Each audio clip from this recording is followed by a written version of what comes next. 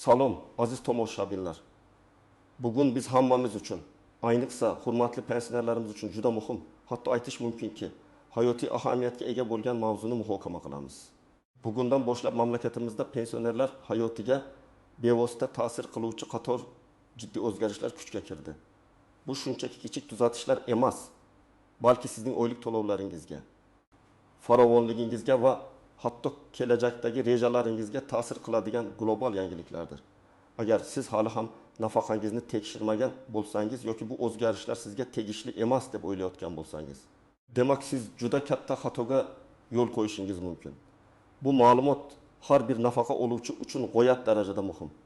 Shuning uchun iltimos diqqat bilan tinglang va videoni oxirigacha ko'ring. Hozirdayoq kanalga obuna bo'lishni va ushbu videoga like bosishni unutmang. Bu bizning jamoamiz uchun katta motivatsiya. Siz esa muhim yangiliklarni o'tkazib yubormaysiz. Keling, muammoning mohiyatiga chuqurroq kirib boraylik. Ilgari nafaqalar tizimi ma'lum bir tartibda ishlardi.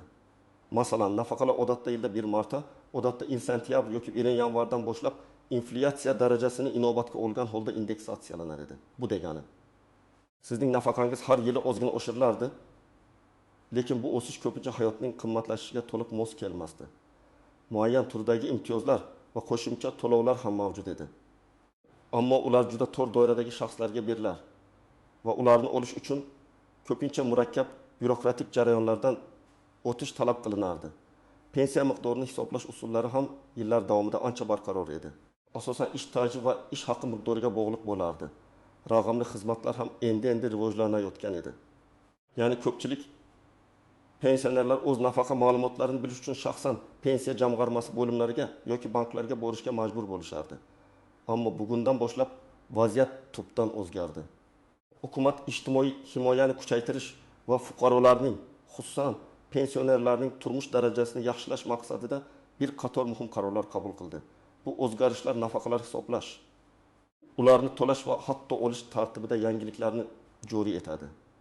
Asosiy o'zgarishlardan biri shundaki, bu yil nafaqalar nafaqat rejalashtirilgan indeksatsiya orqali, balki qo'shimcha favqulodda oshirish orqali ham qayta ko'rib chiqildi. Ya'ni sizning nafaqangiz ikkinchi marta yoki kutilmagan tarzda oshirilgan bo'lishi mumkin.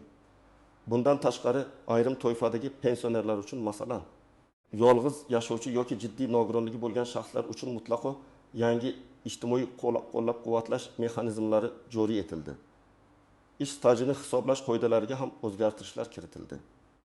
Bu ayniqsa norasmiy sektorda ishlagan yoki yakka tartibdagi tadbirkorlik faoliyati bilan shug'ullangan shaxslarga tegishli. Va nihoyat raqamli xizmatlar sohasida katta qadamlar tashlandi. Bu esa pensionerlarga o'z ma'lumotlarini uydan chiqmasdan turib osongina tekshirish imkonini beradi. Bu o'zgarishlarning barchasi afsuski ko'pchilikka to'liq yetib bormagan. Shuning uchun bu videoni tayyorlashdan maqsadimiz sizni to'liq xabardor qilish va o'z huquqlaringizdan to'liq foydalanishga yordam berishdir. Endi esa aziz do'stlar, ushbu o'zgarishlarning har birini batafsil ko'rib chiqamiz. Bu siz uchun nima anglatadi? Kimlar xavotirlanishi kerak va kimlarning boshini og'ritish shart emas, barchasini aniq tushuntiraman. Birinchi va eng muhim o'zgarish bu nafaqa miqdorining umumiy oshirilishi va yangi indeksatsiya koeffitsiyentlarining joriy etilishi. Bugundan boshlab qonunchilikka kiritilgan o'zgartirishlarga ko'ra barcha turdagi nafaqalar, ya'ni yoshga doir, nogironlik va boquvchisini yo'qotganlik pensiyalari sezilarli darajada oshirildi. Bu o'zgarish mutlaqo barcha pensionerlarga taalluqli bo'lib, siz hech qanday ariza yozishingiz yoki qo'shimcha hujjat to'plashingiz shart emas. Oshirilgan nafaqalar avtomatik ravishda hisoblanadi va keyingi to'lov davridan boshlab sizning hisobingizga tushiriladi.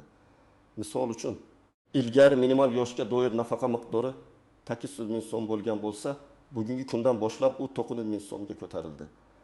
Agar sizning nafaqangiz minimaldan yuqori bo'lsa ham, u ham tegishli foizga indeksatsiyalanadi. Tasavvur qiling, 70 yoshli Ahmad aka uzoq yillar qurilish sohasida ishlagan va uning nafaqasi 1 500 ming so'mni tashkil etardi. Yangi qoidalar tufayli uning nafaqasi deylik 10% ga oshirildi va endi u 1 600 ming so'm oladi. Bu har oy uning oilasiga qo'shimcha 5 ming so'm demakdir. Bu pulga u yangi dorilar sotib olishi, oziq-ovqat zaxirasini to'ldirishi yoki nevaralariga biror shirinlik olib berishi mumkin. Bu kabi oshirish ayniqsa bozor narxlari o'sib borayotgan bir paytda pensionerlarning xarid qobiliyatini sezilarli darajada oshirishga xizmat qiladi.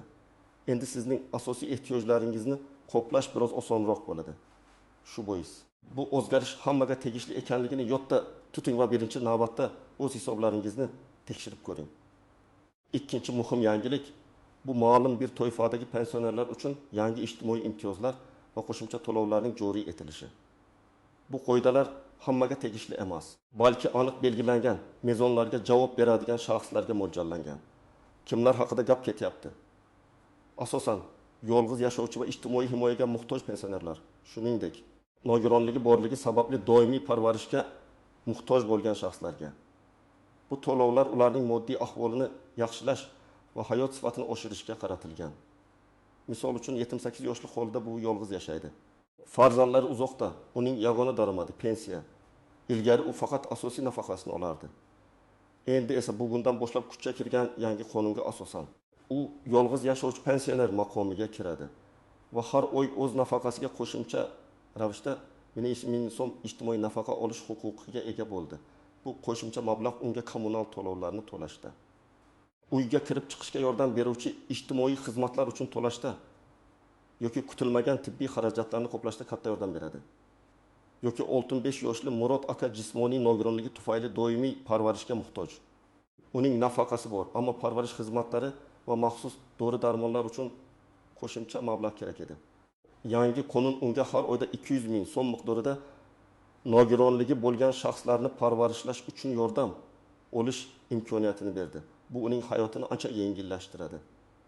Ushbu toifadagi to'lovlarni olish uchun aksariyat hollarda pensiya jamg'armasiga yoki davlat xizmatlari markaziga ariza bilan murojaat qilish talab etiladi. Bu o'zgarishlar sizning holatingizga tegishli yoki yo'qligini aniqlash uchun sizning oilaviy ahvolingiz, sog'lig'ingiz va boshqa omillar inobatga olinadi. Agar ushbu toifaga kiraman deb hisoblasangiz, tezda harakat qiling. Uchinchi muhim yo'nalish bu ish stajini hisoblash tartibidagi o'zgarishlar. Bu ayniqsa norasmiy sektorda ishlagan, yakka tartibdagi tadbirkorlik faoliyati bilan shug'ullangan yoki oila a'zolariga, masalan, nogironligi bo'lgan bolalarga qarab o'tirgan shaxslarga tegishli. Ilgari bunday faoliyat turlarini tasdiqlash va pensiya stajiga qo'shish juda murakkab va ba'zan imkonsiz edi. Natijada ko'plab fuqarolar umrining muhim qismini mehnatga sarflagan bo'lsalar ham, pensiyaga chiqqanda ularning staji to'liq hisobga olinmasdi va ular nisbatan kam nafaqa olardilar. Endi esa yangi qonun hujjatlariga muvofiq bunday davrlarni pensiya stajiga kiritish uchun qulayroq shart-sharoitlar yaratildi. Masalan, yakka tartibdagi tadbirkorlar uchun soliq to'lovlari yoki bank orqali o'tkazilgan pul operatsiyalari endi ish stajini tasdiqlovchi dalil sifatida qabul qilinishi mumkin. Yoki nogironligi bo'lgan bolalarga qarab o'tirgan ota-onalar uchun ma'lum bir davr avtomatik tarzda stajga qo'shiladi. Keling misol bilan tushuntiraman. 68 yoshli Olim aka o'z umrining 20 yilini rassomchilik bilan shug'ullangan. U rasmiy ish joyida atigi 10 yil stajga ega bo'lgan. Qolgan 20 yil davomida u buyurtmalar asosida ishlagan, ba'zida patent olgan, ba'zida norasmiy tarzda faoliyat yuritgan. Ilgari uning nafaqasi faqat 10 yillik rasmiy stajga asoslanib hisoblanardi. Natijada u minimal nafaqa olardi. Yangi qonunlar tufayli Olim aka o'zining yakka tartibdagi tadbirkorlik faoliyatini tasdiqlovchi hujjatlarni, masalan, patent to'lovlari, kvitansiyalari, ba'zi bank o'tkazmalari taqdim etib, yana kekkas yil stajini hisoblashga muvaffaq bo'ldi. Bu uning oylik nafaqasini sezilarli darajada deylik 30 ming so'mga oshirdi. Bu unga faqat oziq-ovqat va dorilar uchun emas, balki sevimli hobbi rassomchilik materiallarini sotib olishga ham imkon beradi. Bu o'zgarish umrining katta qismini mehnatga sarflagan. Ammo turli sabablarga ko'ra rasmiy stajini to'liq yig'a olmagan minglab fuqarolar uchun juda katta yengillikdir. Agar siz ham shunday vaziyatda bo'lsangiz, pensiyangizni qayta hisoblash imkoniyatini ko'rib chiqing. 4-yangilik bu nafaqa to'lovlarini tekshirish va ma'lumot olishning raqamli imkoniyatlari. Ilgari nafaqangizni tekshirish uchun bankomatga borish, bankka kirish yoki pensiya jamg'armasi bo'limida navbat kutish kerak edi. Bu ayniqsa yoshi ulug' va salomatligi zaif bo'lgan pensionerlar uchun ancha qiyinchilik tug'dirardi. Ko'pincha ular bu masalalar bilan shug'ullanish uchun farzandlariga yoki nabiralariga murojaat qilishga majbur bo'lishardi. Bugundan boshlab davlat xizmatlari markazlari orqali yoki yangi ishga tushirilgan mening pensiya mobil ilovasi hamda rasmiy davlat portallari orqali nafaqangizning miqdorini, to'lovlar jadvalini, hatto o'tgan davrdagi to'lovlar tarixini uyda o'tirgan holda shaxsiy kompyuter yoki smartfon orqali osongina tekshirishingiz mumkin. Bu nafaqat vaqtni tejaydi, balki bankomatga borish bilan bog'liq xavflarni ham kamaytiradi. Masalan, o'g'rilik, firibgarlik yoki shunchaki kasal bo'lib qolish xavfi. Misol uchun 72 yoshli Gulnora xola har oy nafaqasini bank kartasiga tushirganidan so'ng balansini tekshirish uchun bankomatga borishga majbur edi. Ba'zan navbatlar uzoq bo'lardi. Ba'zan bankomat ishlamasdi. Bu esa unga juda ko'p noqulayliklar tug'dirardi. Endi esa u o'zining nabirasi yordamida uydan turib, davlat xizmatlari portalidagi shaxsiy kabinetiga kirib, nafaqa miqdorini, qachon to'langanini va hatto kelgusi to'lovlar jadvalini bir necha daqiqada tekshira oladi.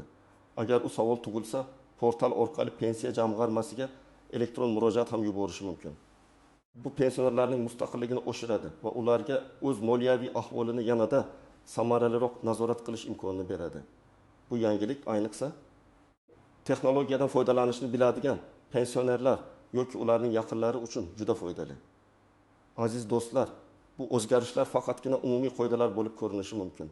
Ammo ularning har birining ostida sizning individual holatingizga ta'sir qiluvchi ko'plab nozik jihatlar va istisnolar yotadi. Keling, bu muhim detallarni ham batafsil ko'rib chiqaylik. Chunki aynan shu yerda ko'pchilik xatolarga yo'l qo'yishi yoki o'z huquqlaridan to'liq foydalana olmasligi mumkin. Birinchidan, avtomatik va ariza asosidagi o'zgarishlar orasidagi farqni tushunib olish juda muhim. Yuqorida aytib o'tganimdek, umumiy indeksatsiya va minimal nafaqa miqdorining oshirilishi avtomatik ravishda amalga oshiriladi. Ya'ni siz hech qanday hujjat to'plashingiz, hech qayerga borishingiz yoki ariza yozishingiz shart emas. Sizning nafaqangiz qayta hisoblanadi va oshirilgan miqdor keyingi to'lov davridan boshlab avtomatik tarzda sizning kartangizga tushadi yoki pochta orqali yetkaziladi. Bu qulaylik ayniqsa yoshi ulug' va jismoniy jihatdan pensiya jamg'armasiga borishga qiynaladigan pensionerlar uchun juda katta yengillikdir. Ammo shu bilan birga agar sizning nafaqangiz oshmaganini ko'rsangiz, bu sizning shaxsiy holatingiz bo'yicha pensiya jamg'armasiga murojaat qilish zarurligini anglatishi mumkin. Ba'zida texnik xatolar yoki ma'lumotlar bazasidagi eskirgan ma'lumotlar tufayli avtomatik hisoblashda muammolar yuzaga kelishi mumkin. Ikkinchidan, yangi ijtimoiy imtiyozlar va ish stajini qayta hisoblash kabi o'zgarishlar esa aksincha deyarli har doim sizning tashabbusingizni talab qiladi. Ya'ni siz ushbu imtiyozlarga loyiq ekanligingizni tasdiqlovchi hujjatlarni taqdim etishingiz va tegishli ariza bilan murojaat qilishingiz kerak bo'ladi. Misol uchun, agar siz yolg'iz yashovchi pensioner bo'lsangiz va yangi qo'shimcha to'lovga da'vogar bo'lsangiz, buni tasdiqlovchi hujjatlar, masalan, turar joydan ma'lumotnoma, oila tarkibi haqidagi hujjat bilan pensiya jamg'armasiga yoki davlat xizmatlari markaziga murojaat qilishingiz shart. Agar siz norasmiy sektordagi ish stajingizni hisobga olishni istasangiz, tegishli davrdagi faoliyatingizni tasdiqlovchi hujjatlarni, soliq to'lovlari, kvitantsiyalari, litsenziyalar, shartnomalar, bank hisobotlari va hokazo to'plashingiz va ularni taqdim etishingiz kerak bo'ladi. Bu jarayon biroz vaqt talab qilishi mumkin. Shuning uchun sabrli bo'lish va barcha kerakli hujjatlarni diqqat bilan tayyorlash muhimdir. Uchinchidan, hujjatlar bilan bog'liq nozikliklar. Ba'zida pensiya yoshiga yetgan fuqarolarda ish stajini tasdiqlovchi hujjatlar, masalan, mehnat daftarchasi yo'qolgan yoki unda xatolar mavjud bo'lishi mumkin. Yoki ba'zi davrlar uchun ish haqi to'g'risidagi ma'lumotlar saqlanib qolmagan bo'ladi. Yangi qonunchilikda bunday holatlar uchun ham yechimlar nazarda tutilgan.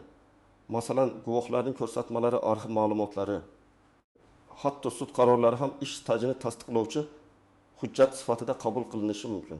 Biroq bu jarayon murakkab bo'lishi mumkin va qo'shimcha maslahat talab qiladi. Shuning uchun agar sizda shunday muammolar bo'lsa, mutaxassislarga murojaat qilishdan tortinmang. To'rtinchidan, muddatlar va cheklovlar. Ba'zi imtiyozlar yoki pensiyani qayta hisoblash uchun murojaat qilishning muayyan muddatlari bo'lishi mumkin. Garchi umumiy pensiya oshirishlari uchun muddatlar bo'lmasa-da, ba'zi bir ijtimoiy nafaqalar yoki qayta hisoblashlar uchun belgilangan muddatlar mavjud bo'lishi mumkin. Shuning uchun agar siz yangi imtiyozlarga da'vogar bo'lsangiz imkon qadar tezroq murojaat qilishni maslahat beraman. Muddatlarni o'tkazib yubormaslik uchun pensiya jamg'armasining rasmiy saytini yoki davlat xizmatlari markazlarining ma'lumotlarini muntazam kuzatib borish muhimdir.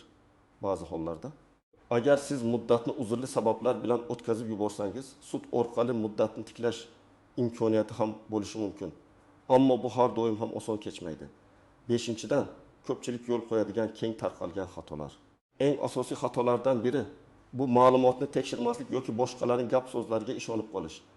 Pensiya masalalari shaxsiy va individualdir. Do'stingiz yoki qo'shningizga tegishli bo'lgan o'zgarishlar sizga umuman taalluqli bo'lmasligi mumkin yoki aksincha siz yanada ko'proq imtiyozlarga ega bo'lishingiz mumkin. Shuning uchun har doim rasmiy manbalardan ma'lumot oling va shaxsiy holatingizni tekshiring. Yana bir xato bu firibgarlarning tuzog'iga tushib qolish. Ehtiyot bo'ling. Ba'zi shaxslar bu yangiliklardan foydalanib, sizning shaxsiy ma'lumotlaringizni o'g'irlashga, bank kartangiz ma'lumotlarini so'rashga yoki sizdan turli xizmatlar uchun noqonuniy pul talab qilishga urinishi mumkin. Hech qachon telefon orqali yoki shubhali saytlar orqali shaxsiy ma'lumotlaringizni, ayniqsa bank karta raqami yoki PIN kodlaringizni bermang. Pensiya jamg'armasi xodimlari sizdan hech qachon bunday ma'lumotlarni so'ramaydi. 6-dan mintaqaviy xususiyatlar.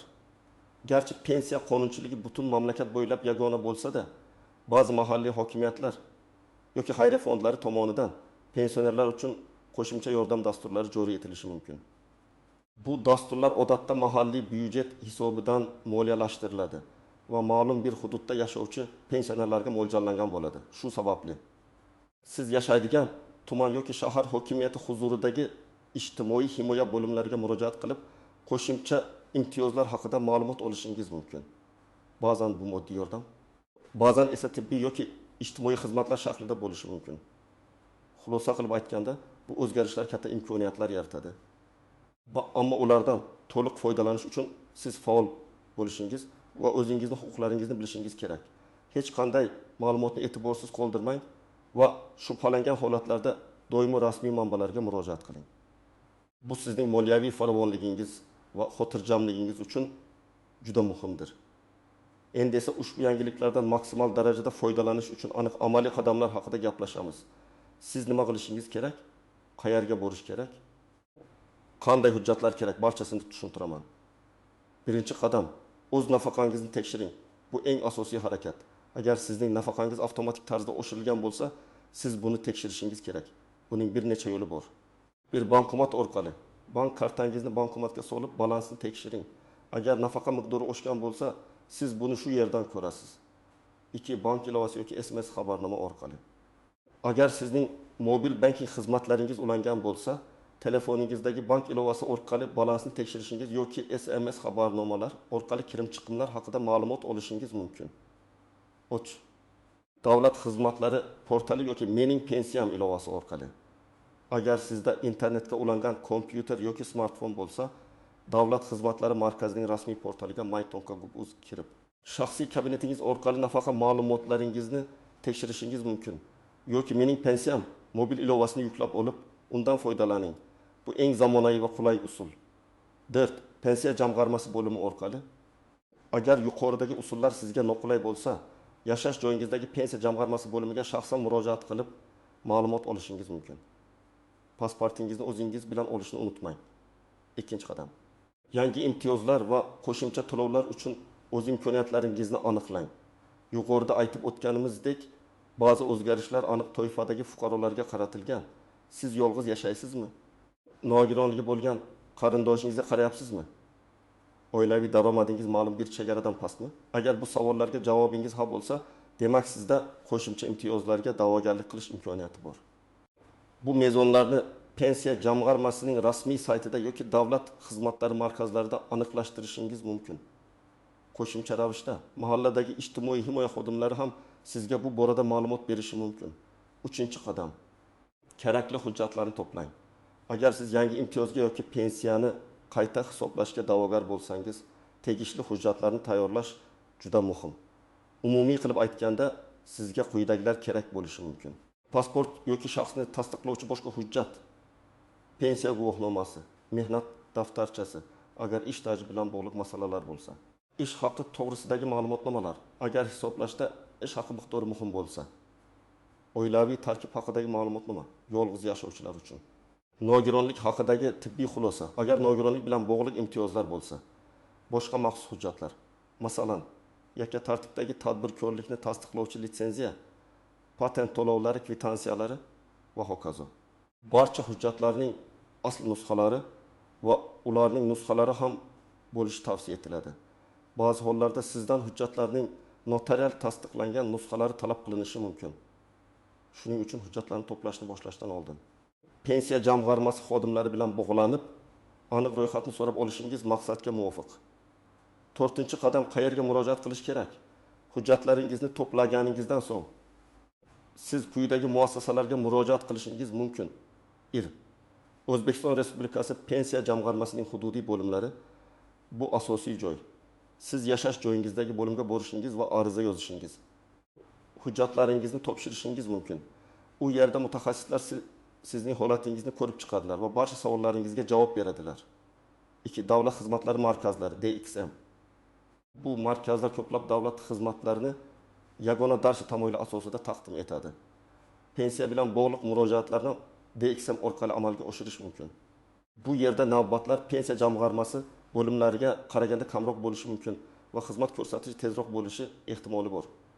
3. Onlayn portal my.uz yoki mening pensiyam ilovasi.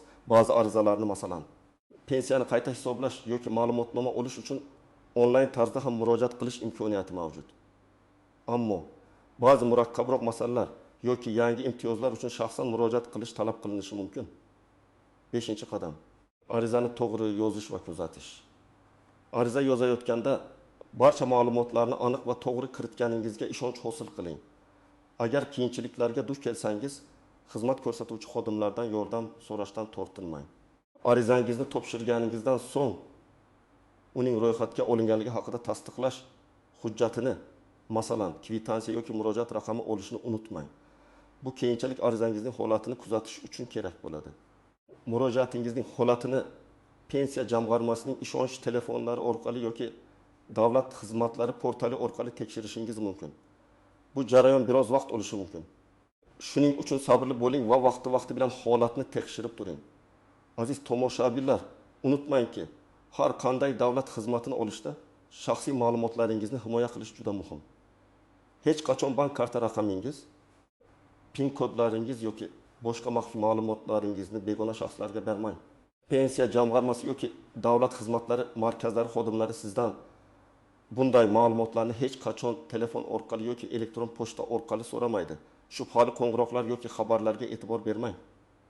Umid qilamanki, bu batafsil ma'lumotlar sizga bugungi kundan boshlab kuchga kirgan o'zgarishlarni tushunishda va o'z huquqlaringizdan to'liq foydalanishda yordam beradi. Esda tuting, ma'lumotga ega bo'lish bu sizning farovonligingiz kalitidir. Shunday qilib, aziz do'stlar, bugun biz pensionerlar uchun bugundan boshlab kuchga kirgan eng muhim o'zgarishlarni batafsil ko'rib chiqdik. Sizning nafaqangizni tekshirish, yangi imtiyozlarga da'vogarlik qilish va o'z huquqlaringizdan to'liq foydalanish qanchalik muhimligini tushunib yetdingiz degan umiddaman. Bu shunchaki qog'ozdagi o'zgarishlar emas, balki sizning kundalik hayotingizga bevosita ta'sir qiladigan real imkoniyatlardir. Unutmang, eng asosiy narsa bu xabardorlik va faollik. O'z nafaqangizni tekshirishga erinmang. Agar savollaringiz bo'lsa, pensiya jamg'armasiga yoki davlat xizmatlari markazlariga murojaat qilishdan tortinmang. Sizning har biringiz o'z mehnatingizga va hurmatingizga loyiqsiz. Ushbu video sizga foydali bo'lganiga ishonaman. O'z fikrlaringizni, savollaringizni va boshqalarga yordam berishi mumkin bo'lgan shaxsiy tajribangizni izohlarda yozib qoldiring. Bu boshqa tomoshabinlar uchun ham juda qimmatli bo'ladi. Agar video sizga yoqqan bo'lsa va undan foydali ma'lumot olgan bo'lsangiz, iltimos like tugmasini bosing va albatta kelajakda ham shu kabi muhim va dolzarb ma'lumotlardan xabardor bo'lib turish uchun kanalimizga obuna bo'lishni unutmang. Keyingi videolarda ko'rishguncha o'zingizni ehtiyot qiling.